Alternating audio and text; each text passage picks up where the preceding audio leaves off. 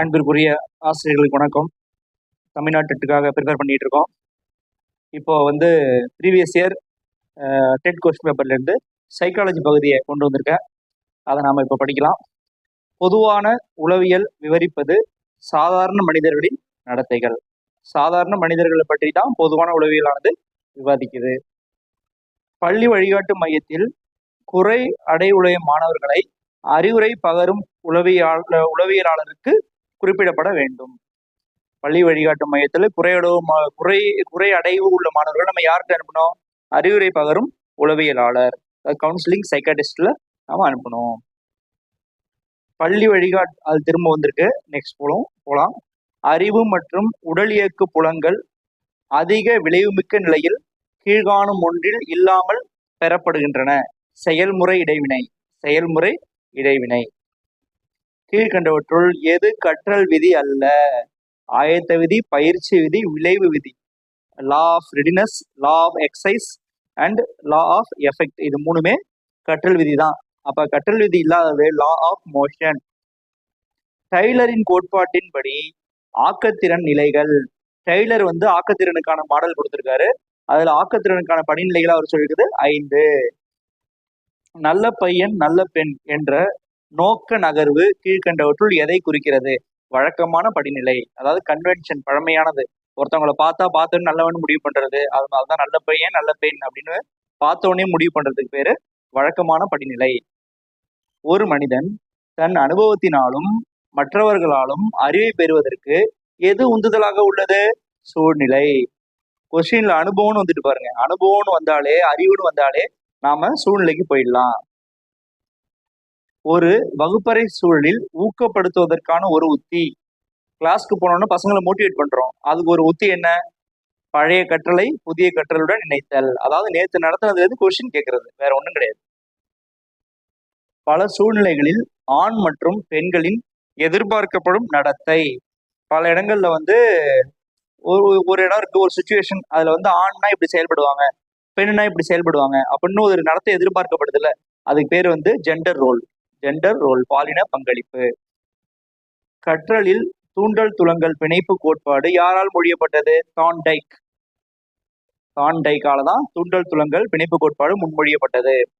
நாட்டுச் சோதனை கீழ்கண்ட எதை சோதனையிட உதவும்? தனி ஒருவரின் பிரத்யேக செயல்பாடு தான் நாட்டு சோதனை அறிய உதவுது. ஆளுமை என்பது இட், ஈகோ மற்றும் சூப்பர் ஈகோ, மனம் ஆகியவற்றின் தொகுப்பாகும் என கூறியவர் ஃப்ராய்டு. நம்ம இட், ஈகோ, சூப்பர் ஈகோ இது மூணுத்தை பத்தி நமக்கு தெரியும். இட்ன்றது குழந்தை மாதிரி, ஈகோன்றது எல்லாத்தையும் சமநிலைப்படுத்தணுன்றது, சூப்பர் ஈகோன்றது ரொம்ப மேன்மையா நடந்துக்கணும்னு சொல்றது. அப்ப இட்டையும் சூப்பர் ஈகோவையும் சமநிலைப்படுத்துறது ஈகோ தான். கரெக்டா? இது மாதிரி இந்த மாடலை நமக்கு கொடுத்தவர் வந்து சிக்மண்ட் ஃப்ராய்டு. ஆங்கிலம் தெரிந்த ஒருவருக்கு உருவாக்கப்பட்ட நுண்ணறிவு சோதனை ஆர்மி ஆல்பா டெஸ்ட். இங்கிலீஷ் தெரிஞ்சவங்களுக்காக மட்டுமே உருவாக்கப்பட்ட ஒரு இன்டெலிஜென்ட் டெஸ்ட் எதுனா ஆர்மி ஆல்பா டெஸ்ட். எந்த வகை முத்திரையிடும் கோட்பாடு நெறிபிறழ்வு கோட்பாடு வகையின் கீழ் வருகிறது? சூழ்நிலை கோட்பாடு. எது இல்லாமை மனநோய்க்கான அறிகுறி அல்ல. அதாவது வந்து ஏதோ ஒண்ணு இல்லாம இருந்தா அது மனநோய்க்கான அறிகுறி இல்லை அப்படின்னு சொல்றோம். அப்ப எது இல்லாம இருந்தா? இப்போ ஆன்சர்லாம் பாருங்க. தன்னம்பிக்கை, உணர்ச்சி, நிலைத்தன்மை, சகிப்புத்தன்மை. அப்ப இதுல எது இல்லாம இருந்தா மனநோய்க்கான அறிகுறி அல்ல? இதுக்கான ஆன்சர் நான் குறிக்காம இருக்கேன். நீங்க அதை யோசிச்சு ஆன்சர் போடுங்க, கமெண்ட்ல போடுங்க. அப்படி இல்லைன்னா நானே கமெண்ட்ல ஆன்சரை போடுறேன். ஒரு புதிய சூழ்நிலைக்கு தகுந்தாற்போல் ஒருவர் தன்னை ஏற்புடையதாக்கி கொள்ளும் திறனை, அதான் அடாப்டேஷன். ஒரு புது சுச்சுவேஷன் வருது, அந்த சுச்சுவேஷனுக்கு நம்மளை அடாப்ட் பண்ணிக்கிறோம் இல்லையா, அந்த திறனை என்னன்னு சொல்றோம்னா நுண்ணறிவுன்னு சொல்றோம், இன்டெலிஜென்ஸ். ஒரு புதிய சூழ்நிலைக்கு தகுந்தாற்போல் ஒருவர் தன்னை ஏற்புடையதாக்கி கொள்ளும், பார்த்ததுதான் அது, திரும்ப வந்திருக்கு. நெக்ஸ்ட் போலாம். எந்த ஒரு பருவத்தில் ஒப்பார் குழு உறவுகள், பள்ளி சூழல் மற்றும் சுற்றுச்சூழல் காரணிகள் மன எழுச்சி நடத்தையை பாதிக்கும்? குழந்தை பருவம். மனிதனின் அடிப்படை ஆளுமை பண்பு மரபால் கணிக்கப்படுகிறது.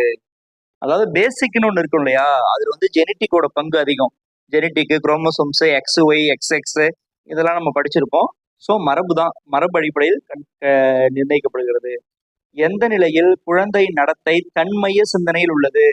எப்போ வந்து குழந்தை என்ன என்ன பண்ணாலும் தன்னை சுத்தி திங்கிங்லயே பண்ணும்னா 0ல இருந்து 3 வயசு வரைக்கும்.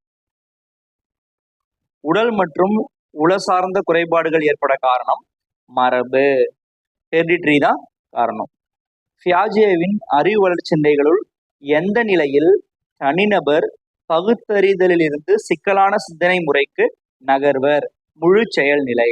இதுல உங்களுக்கு க்ளூ கொடுக்குறேன்.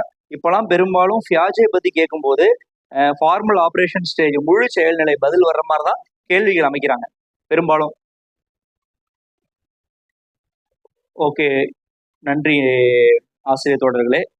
தொடர்ந்து போராடுங்க, வெற்றி பெறுவோம், வெற்றி நிச்சயம். தேங்க்யூ.